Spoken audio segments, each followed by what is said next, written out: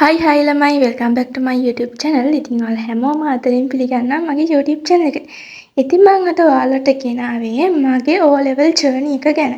මම ඔයාලට මුලින්ම පෙන්නන්නම්කෝ මගේ record book එක. මේ තියෙන මගේ record book එක. ඉතින් ඔයාලට පේනවා ඇති මම 9 10 වසරේදී විතර එහෙම ලොකුවට දක්ෂ කෙනෙක් නෙමෙයි. ඒ කියන්නේ මම මේ කාලේ ගොඩාක්ම දක්ෂත් නෑ. සාමාන්‍ය මට්ටමක වගේ හිටියා. මම 11 වසරේදී 11 දෙවනි වාරෙදි මම දෙවනි වාරෙදි තමයි මම O level වලට හරියටම වැඩ කරන්න පටන් ගත්තේ. කොහොම හරි මට දෙවනි වාරෙදි නම් පන්තියේ 3 වෙනියා වෙන්න පුළුවන් වුණා. ඊට පස්සේ අපිට වාර විභාග තිබ්බේ නෑ 3 වෙනි වාරයක්.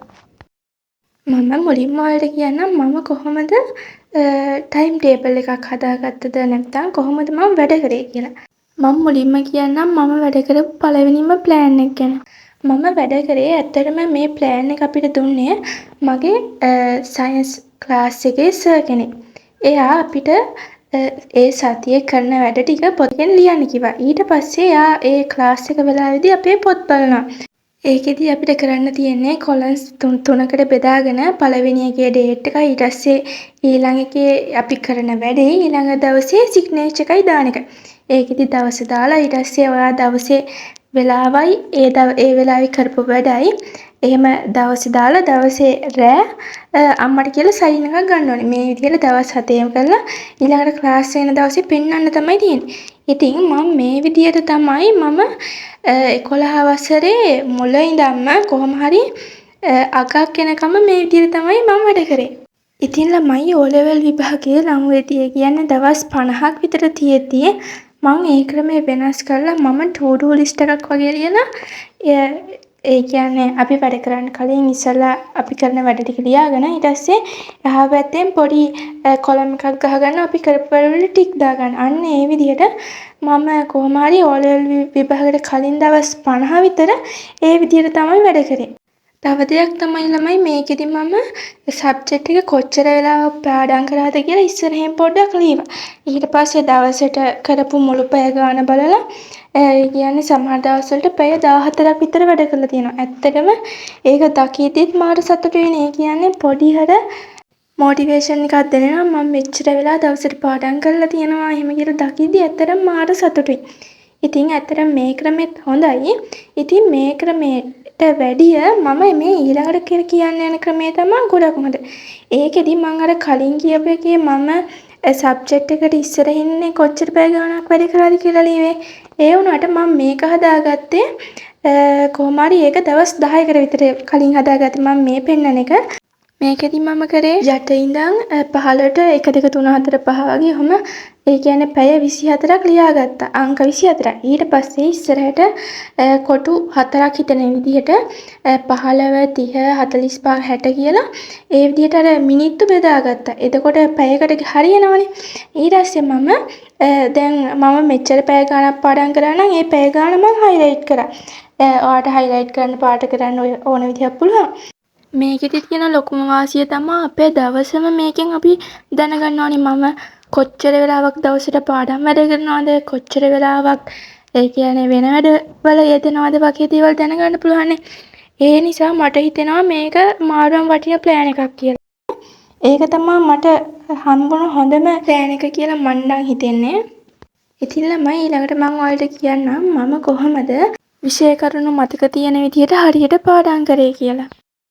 පළවෙනි දේ තමයි මම ගොඩක් ෂෝට් නෝට් ගැහුවා. මම ගොඩක් වෙලාවට බිත්ති වල වෙනවා අමතක වෙන ගොඩක්ම අමතක වෙන ඒවා.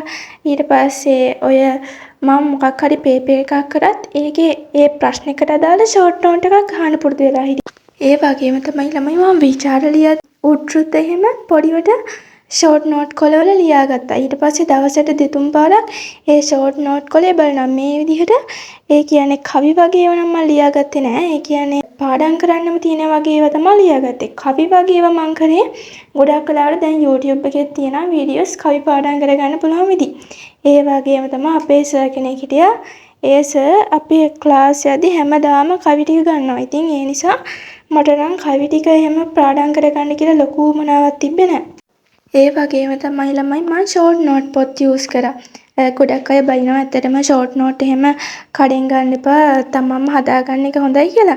මං ෂෝට් නෝට් මම හැදුවා. ඒ වුණාට මට අච්චු පොත පාඩම් කරනවට වඩා මේ වගේ පොඩි නෝට් බුක් එකක් වගේ එකක් පාඩම් කරන එක මට ලේසියි. මේ වගේ චූටි පොත්වල අර තියෙද්දි මටම දැනෙනවා හරිම ලේසියි කියන දේ. ඒ නිසා මම මේ වගේ පොත් යූස් කරා. ඊළඟ දේ තමයි ළමයි මම ගොඩක් පාස් පේපර්ස් කරා. ඉතින් ඒ පාස් පේපර්ස් මම කොහොම හරි අවුරුදු 10ක පාස් පේපර්ස් පොත් එහෙම ගත්තට මට ඇත්තටම කරන්න උනේ නම් අවුරුදු 5ක විතර. කොහොම හරි ඒ සේරම හැබැයි මම හරියට කරා. ඒ කියන්නේ සබ්ජෙක්ට් එකේ එක ලෙසන් එකක් අරන් ඒ ලෙසන් එකට අදාළ ඒ කියන්නේ සෙකන්ඩ් පාර්ට් එකේ එහෙම අපිට ප්‍රශ්න වෙන වෙනම කඩලා ගන්න පුළුවන් ඒ පාඩමට අදාළ අන්න ඒ වගේ පාඩමට අදාළ සේරම ප්‍රශ්න ටික එක තැනකට අරන් ඊට පස්සේ ඒ පාඩමේ මොනවද ගොඩක්ම අහලා තියෙන ප්‍රශ්න ඒ වගේ මම වෙන වෙනම ලියාගෙන අන්න ඒ විදිහට කරා. ඇත්තට මේකෙන් අපිට හොඳට ගොඩක් තේරුම් ගන්න පුළුවන්. ඒ පාඩමෙන් ගොඩක්ම එන කරුණු ඒ වගේ දේවල් තේරුම් ගන්න පුළුවන්. ඒ නිසා ඇත්තට මේ ක්‍රමය නම් මට ගොඩක් යූස්ෆුල් වුණා. ඒ වගේම තමයි ළමයි මම ටයිම් මැනේජ් කරගන්න ඇප් එකක් යූස් කරා. ටයිම් බැලන්සර් කියන ඇප් එක. ඉතින් ඔයාලටත් ඒක ඩවුන්ලෝඩ් කරගන්න පුළුවන්. ඒකෙදි අපිට ටයිම් එකක් තියලා ඒකට වැඩ කරන්න පුළුවන්. ඊට පස්සේ අපිට තව සබ්ජෙක්ට් අපි A level කරන කෙනෙක් නම් ඒ සබ්ජෙක්ට් 3 වෙනම දීලා ඊට පස්සේ O level කරන කෙනෙක් නම් සබ්ජෙක්ට් 9 දීලා අපිට ඒ සබ්ජෙක්ට් එකට සබ්ජෙක්ට් අදාළව ටයිම් එක ඔන් කරන්න පුළුවන්. එතකොට අපිට බලා ගන්න පුළුවන් සතියේට කොච්චර වෙලා සබ්ජෙක්ට් එකක් කොච්චර වෙලාවක් පාඩම් කරලා තියෙනවද මේ විදිහට දැනගන්න පුළුවන්. ඇත්තට මේක ගොඩක් හොඳ ඇප් එකක්. මම කොහොම හරි ඔයාලට කිව්වේ අර to do list හදලා ඊට ඉස්සරහින් කොච්චර වෙලාවක් මම පාඩම් කරාද කියලා අන්න ඒකෙදි මම යූස් කරේ මේ ඇප් එක. ඉතින් ළමයි මම සබ්ජෙක්ට් වයිස් පාඩම් කරපු විදිහ මම ඔයාලට වෙන වීඩියෝස් වලින් ගේන්නම්. ඉතින් අද බ්ලොග් එකෙන් ඔයාලා මොන හරි දෙයක් ගත්තා නම් කමෙන්ට් එකක් දාන්න අමතක කරන්න එපා. ඉතින් තව දෙයක් තමයි ළමයි මගේ යාළුවෙක් channel එකක් කරනවා WhatsApp. ඒකෙදි එයා O level වලට අවශ්‍ය notes එහෙම ඒ group එකට දානවා. ඉතින් ඔයාලටත් පුළුවන් ඒ group එකට join වෙලා notes එහෙම ගන්න short notes ඒ වගේ දේවල්. ඉතින් මම link එක description එකේ දාලා තියන්නම්.